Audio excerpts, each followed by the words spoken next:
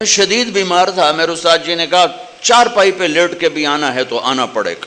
وہ زمانہ میرے بڑے مجاہدے کا تھا اور جان بوجھ کے مشقت اختیار کی ہوئی تھی، تو میں واقعی بیمار تھا۔ میں نے اس وقت پہلی دفعہ اے سی سلیپر کا وہ اس کا ایئر کنڈیشن کا ٹکٹ لیا، ورنہ میں تو جان بوجھ کے تھرڈ کلاس میں سفر کرتا تھا۔ لیکن میں اتنا تکلیف میں تھا کہ میں نے اپنے والدین سے کہا مجھے بھیجو، میرے استاد کا حکم ہے، مجھے جانا ہے، مجھے ہر حال میں جانا ہے۔ تو میں، یہ 70s کی بات ہے، ایئر کنڈیشن کا ٹکٹ لے کر میں لیٹا ہوا رائمنڈ پہنچا۔ میں نے کہا استاد جی میں آ گیا ہوں۔ جس کی عظمت ہوتی ہے نا، اس کی بات ماننے میں کوئی مشکل نہیں پیش آتی۔ ابھی اللہ کا نہیں پتا، اس کے نبی کا نہیں پتا، تو ان کی مانیں گے کیسے؟ میرے نبی پکار رہے ہیں الصدق ینجی والکذب یہلک، سچ نجات دیتا ہے، جھوٹ ہلاک کرتا ہے۔ جاؤ سمجھاؤ ان تاجروں کو۔ میں 5 انگلیوں کے نا ان کا برابر نہیں ہیں اللہ کے نیک بندے ہر شہر میں، ہر صوبے میں، ہر لیول پر، لیکن میں 1 کروڑ میں 1 سچا دیکھوں تو میں نے کیا دیکھا؟ 100 میں 10 نمازی موجود، 1000 میں 1 آدمی صدقہ خیرات کرنے والا موجود ہے، 1 کروڑ میں 1 سچا نہیں ہے، 1 کروڑ میں 1 دیانتدار نہیں ہے۔ تو اسلامی معیشت کہاں سے آئی؟ اسلامی تجارت کہاں سے آئی؟ یہ آپ لوگوں کو بھی دھوکے دے جائیں گے۔ میرے نبی تشریف لے جا رہے ہیں، آواز آئی یا رسول اللہ، آپ نے یوں دیکھا کوئی نظر نہیں آیا، آواز آئی یا رسول اللہ، پھر نظر پڑی تو ایک ہرنی آپ کو پکار رہی تھی، ہرنی گلے میں رسی اور چارپائی سے بندھی ہوئی، کوئی صحابی شکار کر کے لائے تھے۔ آپ قریب ہو گئے، کیا ہوا؟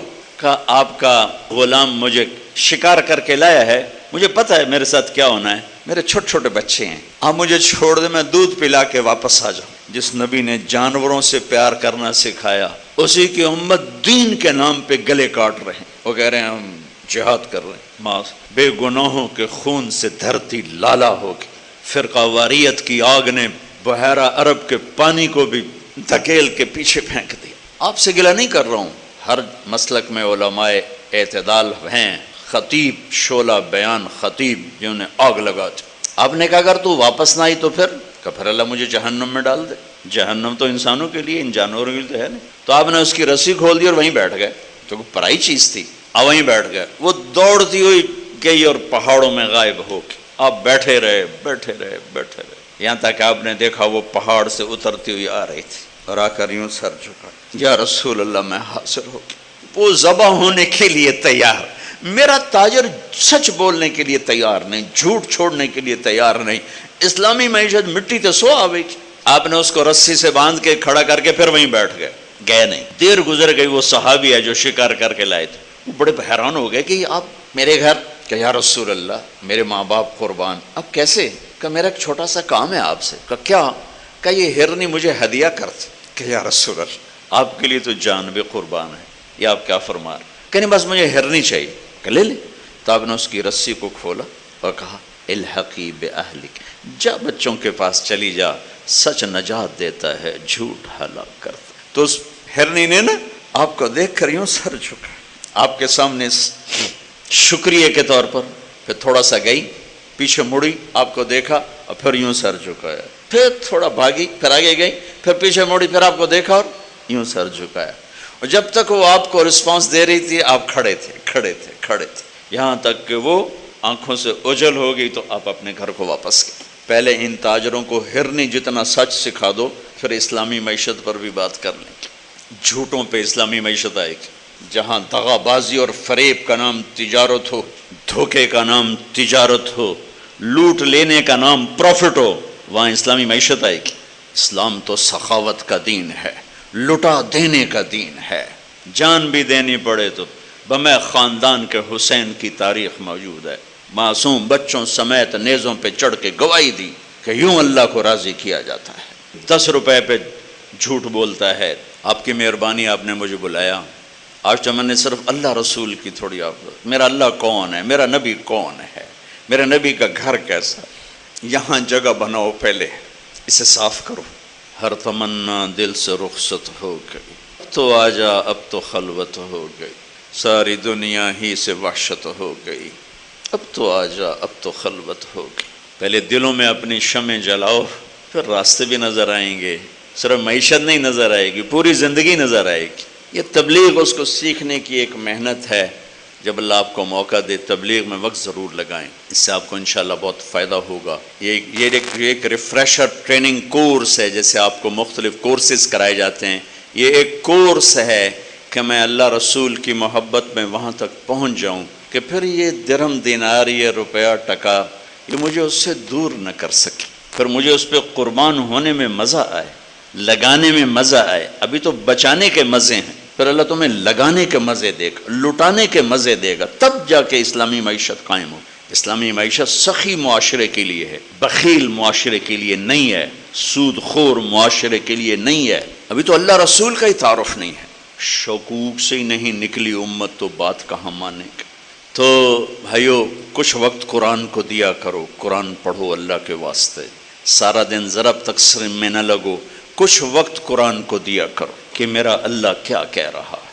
آپ سب سے کہتا ہوں، جتنے آپ کھڑے ہو بیٹھے ہو، قرآن کے ساتھ کچھ وقت گزارا کرو کہ میرا اللہ مجھ سے بات کر رہا ہے۔ حسن علی فرما رہے ہیں کہ اللہ بات کر رہا ہے، کیا کہہ رہا ہے؟ آپ کے پاس حسن صاحب کی طرف سے ایک سلک رول آتا ہے، آپ دیکھنے بیٹھ جاتے ہو، کیا آیا ہے، کیا آیا ہے؟ ایک پیپر آتا ہے، کیا آیا ہے، کیا آیا ہے؟ بڑے افسر کا چھوٹے افسر کو پیپر جاتا، کیا آیا ہے، کیا آیا ہے؟ شہنشاہ کا پیپر میرے گھر میں آیا پڑا ہے، تھوڑا سا دیکھ لیا کرو، کیا کہہ رہا ہے، کیا کہہ رہا ہے، کیا کہہ رہا ہے۔ اس سے آپ کے ایمان میں طاقت پیدا ہوگی انشاءاللہ۔ اور دوسرا کہتا ہوں، اپنے نبی کی سیرت پڑھو، اپنے نبی کی زندگی پڑھو، اپنے نبی کی زندگی پڑھو۔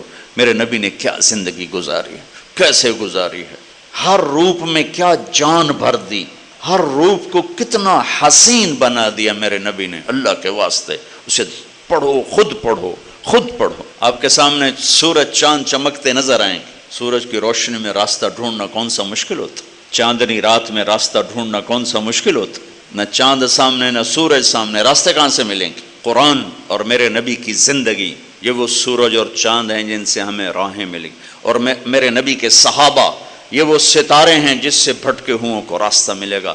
اصحابک النجوم بأیہم اقتدیتم اہتدیتم، میرے صحابہ ستاروں کی طرح ہیں، جس کے پیچھے چلو گے منزل مل جائے گی، راستہ مل جائے۔ او جی واہ جی واہ، بڑا بڑا چودھری آیا بھائی، حد ہو گئی۔ آپ نے فرمایا، مسجد میں بیٹھے تھے، فرمایا کہ یہ جو دروازہ ہے نا، ایک جنتی آنے والا ہے۔ ٹھک، ایک صحابی آئے 50-60 کی عمر کے، ہاتھ میں جوتا الٹے اور داڑھی میں وضو کا پانی تازہ۔ اگلا دن وہی ٹائم آپ نے کہا ایک جنتی آنے والا ہے، ٹھک، کل والے صحابی، وہی نقشہ۔ تیسرا دن ایک جنتی آنے والا ہے، ٹھک، وہی صحابی۔ 3 دن ایک آدمی، ایک ہی نقشہ۔ اس محفل میں ایک صحابی ہیں، ان کا نام ہے عبداللہ بن عمر بن عاص۔ یہ تمام 1,24,000 صحابہ میں ان سے زیادہ عبادت والا کوئی نہیں، 1,24,000 میں ان سے زیادہ عبادت، ساری رات تہجد، سارا دن روزہ، اور دن رات میں ایک ختم قرآن، سارا گراف بھر دیا، ٹائم سکیل سارا بھر دیا۔ ان کو خیال آیا یہ مجھ سے بھی زیادہ عبادت کرتا، اس کے پاس 25واں گھنٹہ ہے، میں دیکھوں گا یہ کیا کرتا ہے۔ وہ پہنچ گئے، چاچا جی السلام علیکم، جی بھتیجی آپ کے پاس کچھ دن گزارنا چاہتا ہوں، اجازت ہے کہ ہاں بیٹا گزار۔ اب وہ اس چکر میں ہے کہ یہ سارا سال نہیں سوتے تھے، اور پورے سال میں 2 روزے نہیں رکھتے تھے، 2 روزے۔ کون سے 2 روزے؟ عید والے 2 روزے، بس روزہ روزہ روزہ، دن رات میں ختم قرآن۔ اس کو جنت کہاں سے مل گئی؟ رات ہوئی، جلدی سے چادر لی، یوں سوراخ کیا اور یوں دیکھنے لگے بھئی اب یہ بزرگ کیا کرتے ہیں۔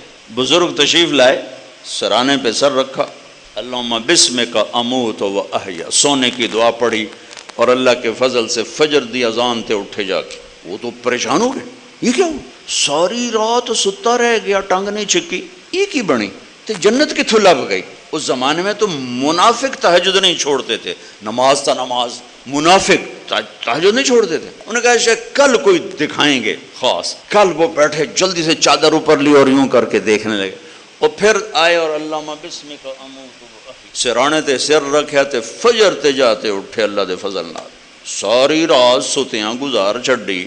وہ تو ان کو سمجھ میں ہی نہ آئے بے ہو ایک چکر کی۔ ان کا اچھا چلو ایک رات اور دیکھتا ہوں، آج رات یہ وہ کر کے دکھائے گا جس کی وجہ سے جنت ملی۔ چاچے اور اگلی رات بھی ٹپا چھڈی، اللہم بسمک اموت و احیا، او گئے فجر تے اٹھے۔ وہ تو سر پیٹ کے بیٹھ گئے، میرا نبی تو سچ ہے، میری سمجھ میں نہیں آ رہا، تو بول پڑے چاچا اللہ کی قسم وہ میں دیکھنے آیا تھا، 3 دن اللہ کے نبی فرماتے رہے اس دروازے سے جنتی آ رہا، تینوں دن تم آئے، میں دیکھنے آیا تھا تم کیا کرتے ہو؟ وہ ساری رات سوتے رہتے ہو۔ کہنے لگے بھتیجے میرے پاس تو یہی کچھ ہے۔ اب ان کو سمجھ نہیں آ رہی یہ بات کہ جنت کی بشارت کیسے مل گئی، لہذا وہ پریشان سے ہو کے چل پڑے، اچھا میرے نبی تو سچ ہیں، ان کا بات فرمان تو غلط ہے، چل پڑے۔